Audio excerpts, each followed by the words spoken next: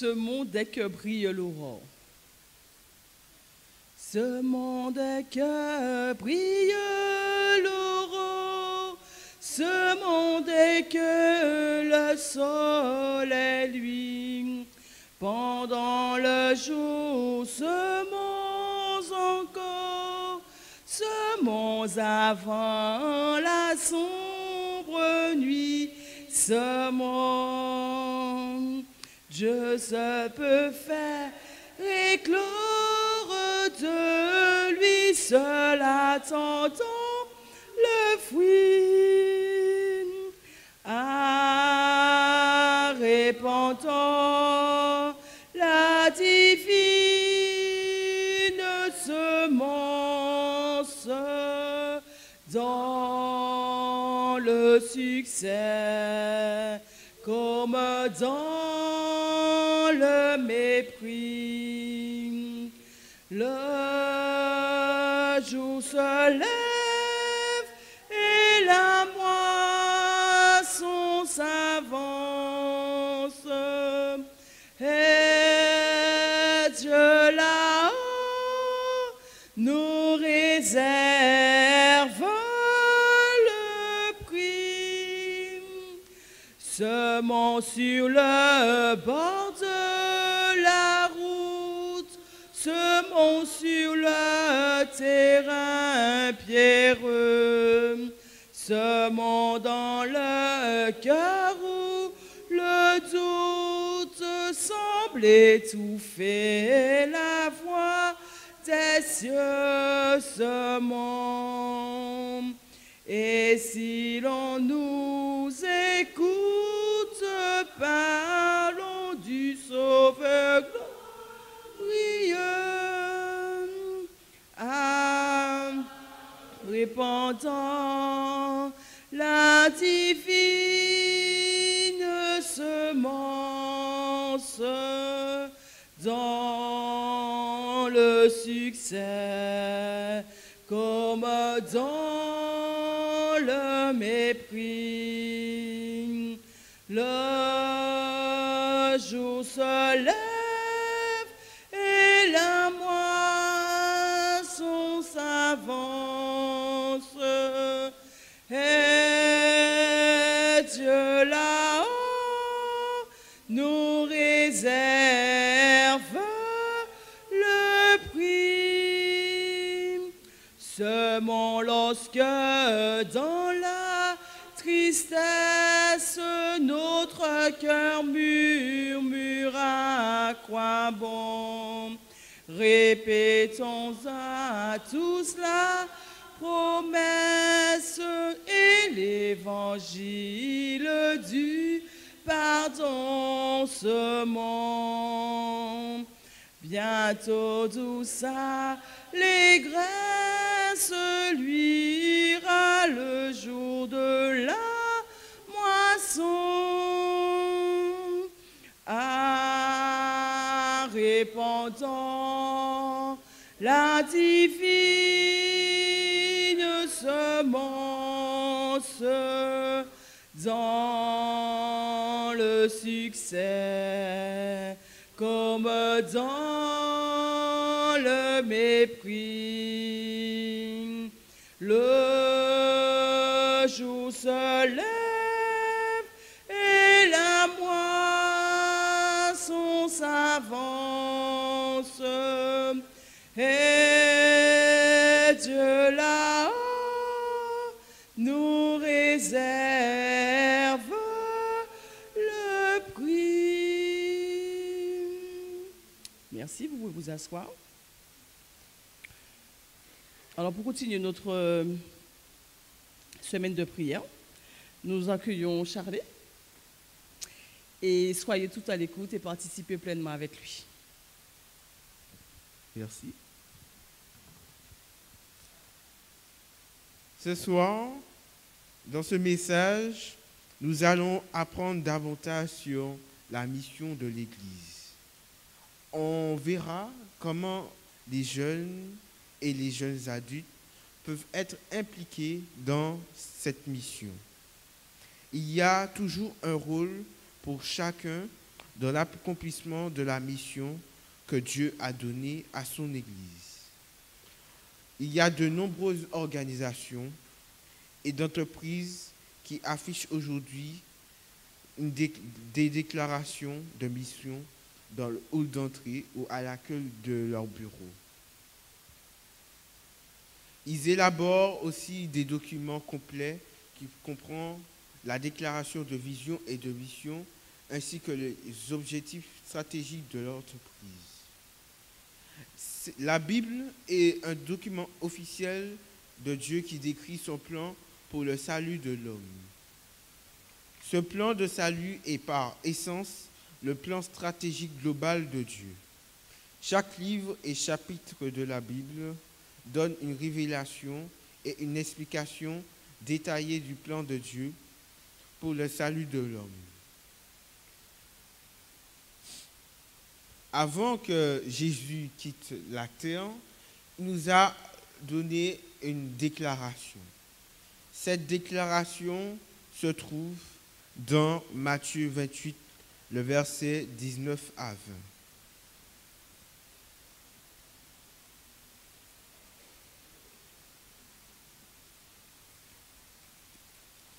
Si quelqu'un a trouvé, vous pouvez lire le texte. Matthieu 28, le verset 19 à 20.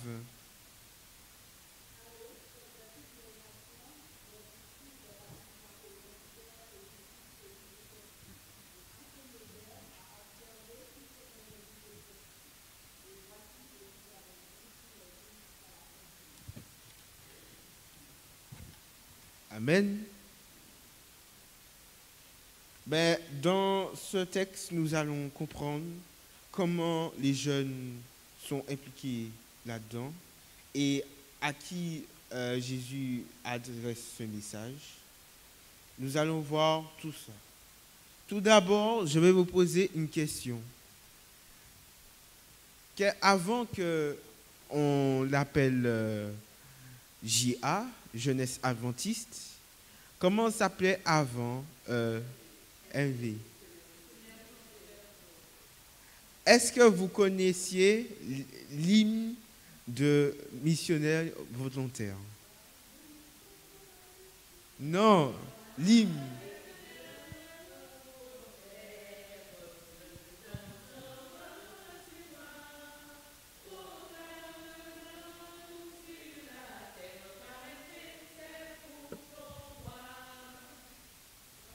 Oui, c'est ça. C'est très bien ça. M, ça signifie que nous sommes missionnaires. Et V, ça veut dire que nous sommes volontaires. C'était un cri de ralliement pour tous les programmes de jeunesse.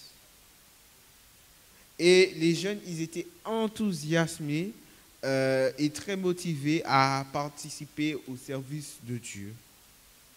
À chaque fois qu'ils ont entendu cette chanson, ils étaient tous joyeux. Et je vois à vos visages que vous êtes joyeux. Ça rappelle des souvenirs.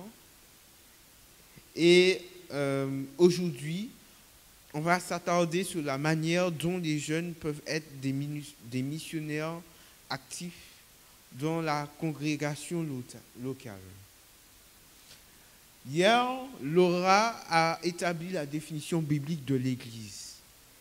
Selon cette définition, ceux qui sont membres de l'Église sont appelés à faire davantage de disciples.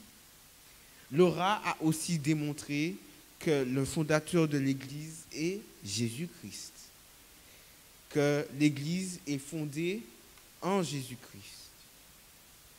Cela signifie que tous ceux qui deviennent membres de l'Église chrétienne font automatiquement partie du corps du Christ et c'est pourquoi nous recevons nos instructions de lui, qui est la tête et le fondement de l'Église. Après sa résurrection d'entre les morts, avant de retourner au ciel, il nous a donné ce mandat clair, c'est-à-dire Matthieu 28, le verset 19 à 20. Et comment on appelle ce passage? Il y a un nom et comment ça s'appelle? La grande, la grande mission.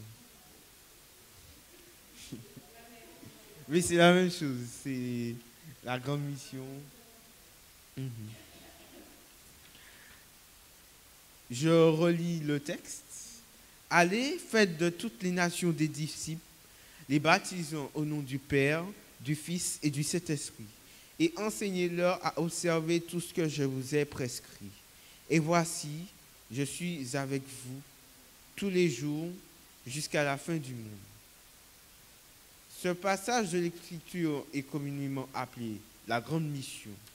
C'est-à-dire que c'est la déclaration de mission que Christ nous a donnée.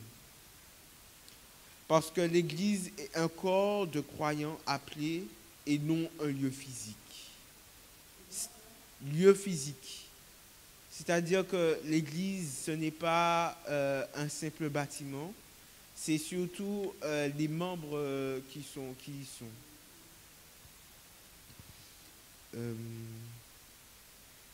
C'est la déclaration de mission de tous ceux qui appartiennent au corps du Christ à travers les âges. Et comme on sait, Jésus dit, voici, je suis avec vous jusqu'à la fin du monde. C'est Christ qui attend de ses fidèles disciples qu'on accomplisse cette importante mission aussi longtemps que durera le monde, aussi longtemps qu'il restera une âme pour être sauvée et devenir disciple. Je vais maintenant faire à nouveau une distinction très importante dans notre théologie. Parce que si notre théologie, notre enseignement et notre comportement, nos croyances étaient faux, tout le reste, ce qu'on fait à l'Église, est faux aussi. Cette mission n'a pas été donnée à un petit nombre de personnes choisies dans l'Église. Vous imaginez si il y a 600 ans, on nous disait c'est fini, on n'a plus besoin de prêcher. Nous sommes suffisamment déjà assez. Dieu nous a déjà choisis. Ce n'est pas possible. Il reste encore beaucoup de personnes à annoncer cette nouvelle. Et si c'était le cas, notre religion, l'adventisme, n'aurait plus aucun sens. Il n'y aurait plus d'espoir, une once d'espoir.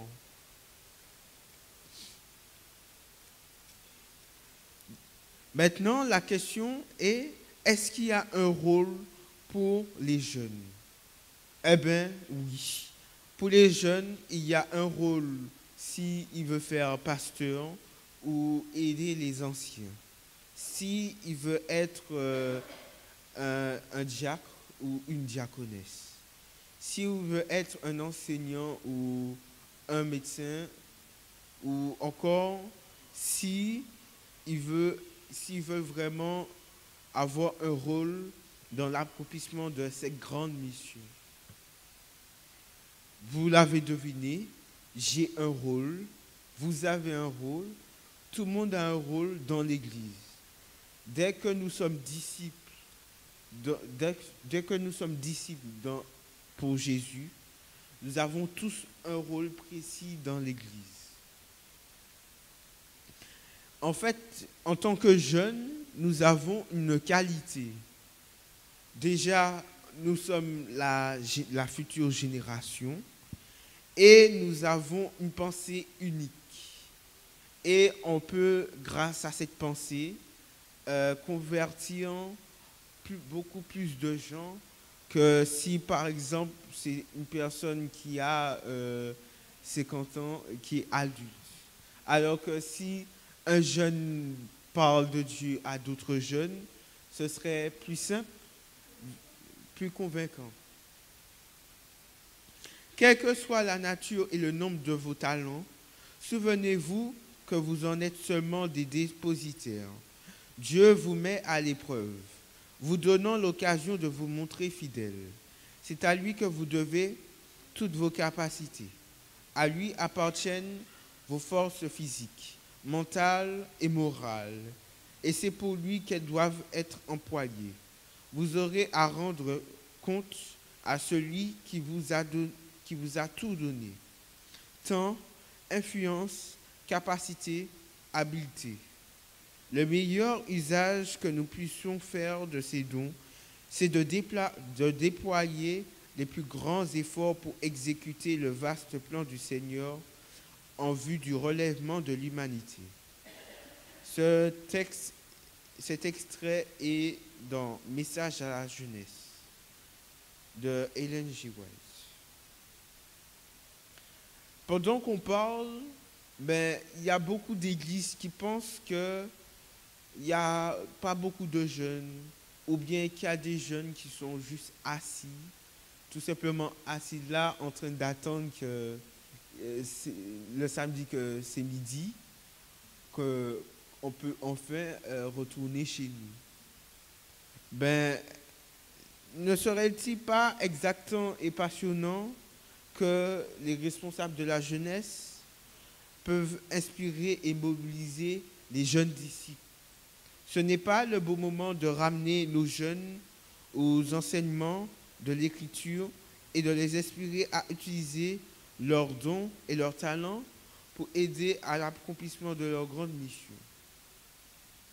Avec l'armée que formeraient nos jeunes, bien préparés, la bonne nouvelle de notre Sauveur crucifié, ressuscité, prêt à revenir, serait vite portée au monde entier. Éducation. Nous sommes uniques, les jeunes. Mes amis, jeunes et vieux, nous sommes tous uniques. Mais les jeunes font tout autant partie du corps du Christ, des appelés de l'Église, que les anciens. On peut relire encore la grande mission. Allez, faites de toutes les nations des disciples, les baptisons au nom du Père, du Fils et du Saint-Esprit, et enseignez-leur à observer tout ce que je vous ai prescrit. Et voici, je suis avec vous tous les jours jusqu'à la fin du monde.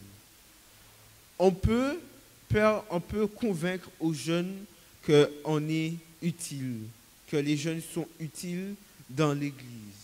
Et même s'ils ne sont pas engagés pour le combat, on peut toujours les faire savoir que Jésus reviendra bientôt.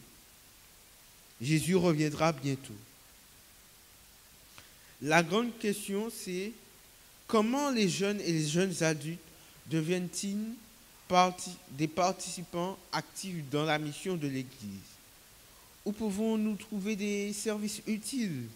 Comment pouvons-nous engager ou participer? On se pose souvent ce genre de questions aux pasteurs, car en général, quand on ne connaît pas certaines réponses, on les pose au pasteur, car c'est lui qui est censé diriger notre Église. Alors, comment les jeunes peuvent-ils s'engager dans la mission de l'Église? Rendez-vous demain soir. Mais en ce moment même, alors que nous réunissions pour prier ou pour chanter, il y a beaucoup de jeunes et de jeunes adultes qui ressentent un appel spécial pour les missions et se sont déjà engagés à aider les gens, annoncer la bonne nouvelle ou faire des services particuliers dans l'Église. Certains, même si les jeunes ne vont pas au-delà de la Martinique ou bien ne vont pas à l'autre bout du monde, le simple fait de participer dans l'Église est déjà suffisant. Nous sommes tous un outil, un instrument de Dieu. Chaque personne est importante dans l'Église. Il n'y a jamais, il n'y a pas de, il n'y a pas de place. Il y a toujours une place pour chacun d'entre nous. Et il y aura toujours une place jusqu'à la fin du monde. Il y a beaucoup de jeunes qui travaillent aux côtés des pasteurs ou des diacres, des ouvriers laïcs, les diacres, ceux qui chargent de s'occuper de l'église, de nettoyer, etc., de vérifier si tout se passe bien, par exemple.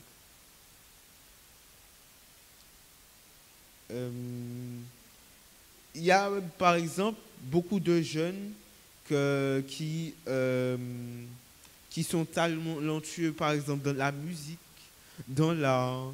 Et on peut faire en sorte que cela est favorable à Dieu. Il y a beaucoup de jeunes qui sont compétents dans le domaine de la construction.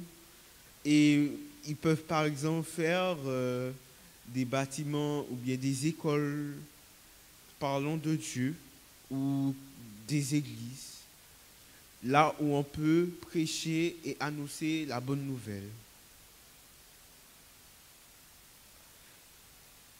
On a, comme je l'ai dit avant, nous sommes tous un instrument de Dieu.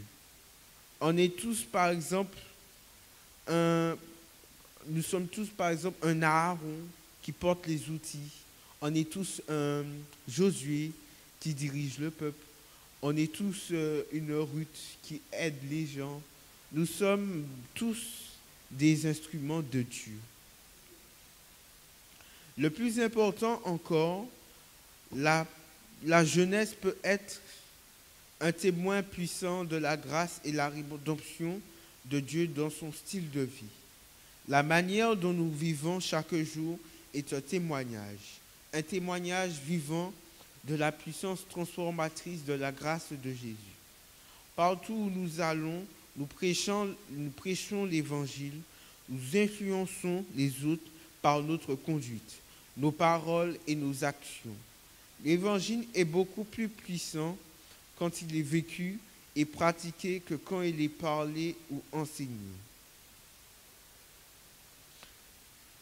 Avec tant d'ombre dans les autres sphères d'aujourd'hui, l'intégrité, l'honnêteté et le professionnalisme sur le lieu de travail, par exemple, on peut parler de Dieu partout, même à nos amis, à nos professeurs, aux personnes qui ne croient pas Dieu, mais ne serait-ce que notre manière d'agir, on fait plaisir à Dieu.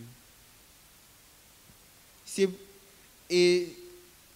pourquoi qu'en 2013, le département de la jeunesse de la conférence générale a mis en œuvre un projet intitulé Journée mondiale de la jeunesse.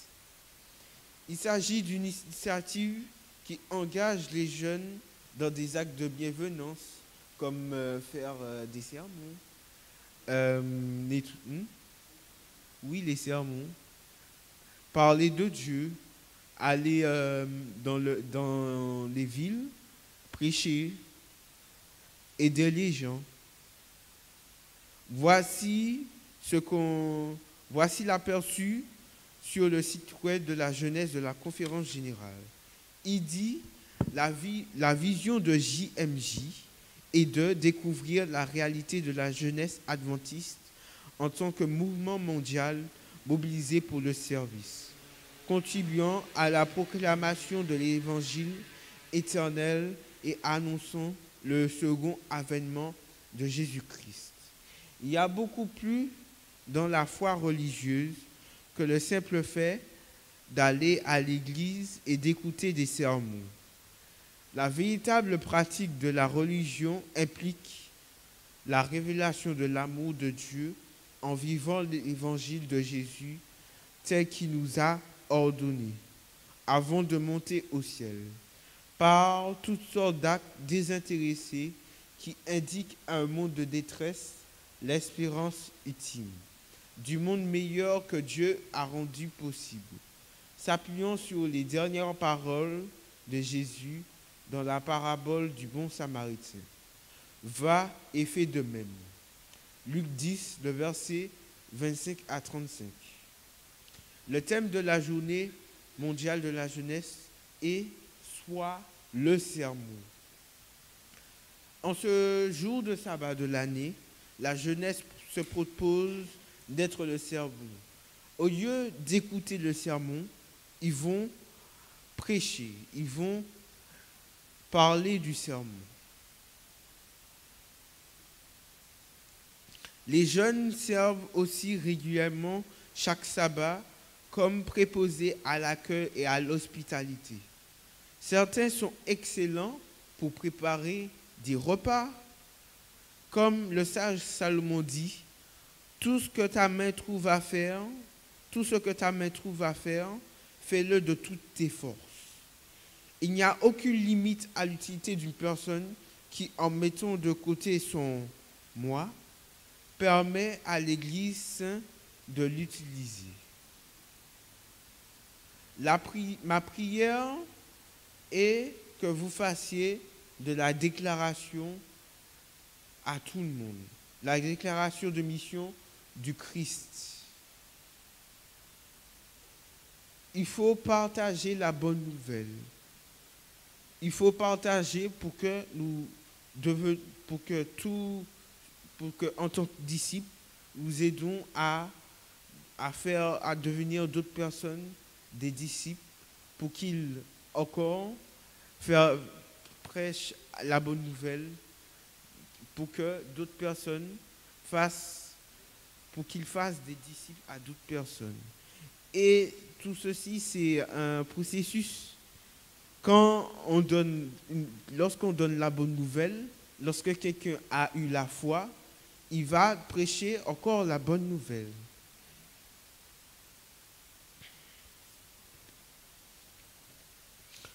Si vous connaissez quelqu'un, une personne de votre entourage, de votre communauté ou dans une école qui a besoin d'être sauvé, eh bien faites-le. Si vous connaissez quelqu'un dont la vie pourrait être changée pour le meilleur, s'il connaissait Dieu vraiment, faites-le. Si vous avez un don ou un talent ou quelque chose dont on peut utiliser pour aider cette personne à devenir un disciple de Jésus, faites-le. Passons quelques minutes en prière en ce moment, alors que vous demandez à Dieu de placer quelqu'un dans votre cœur que vous pourriez atteindre pour lui. Seigneur Jésus, je te remercie pour avoir prêché aux jeunes et aux anciens. Faites que nous réussissons à enseigner la bonne nouvelle. Faites en sorte que beaucoup de jeunes aient la foi. Aide-les à te comprendre plus et aide-les à prêcher la bonne nouvelle. Merci pour ton amour. Amen.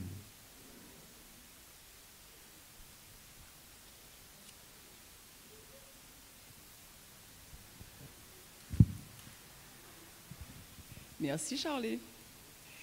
Nous allons terminer avec le numéro 212 de nos cantiques. Je vous prie de vous lever. Oui, c'est fini. On chante et puis on rentre chez nous. Tu voulais pas? Oh, ils ont dit déjà. Vous allez dormir tôt ce soir. C'est une réunion, ce n'est pas comme le samedi. C'est pour ça.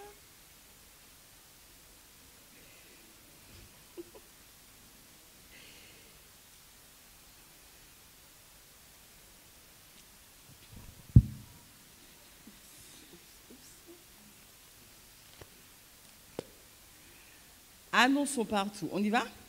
Annonçons partout le dernier message du Seigneur Jésus revenant des cieux.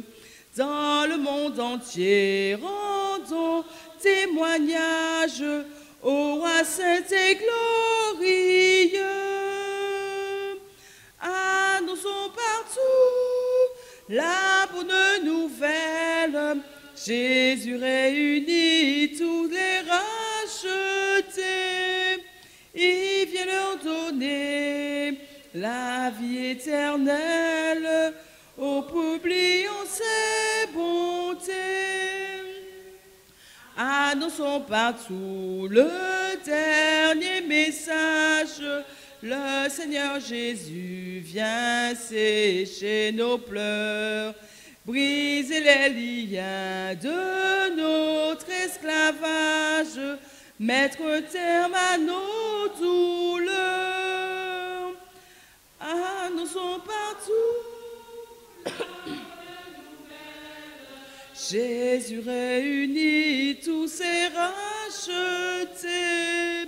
Il vient leur donner la vie éternelle, au publiant ses bontés.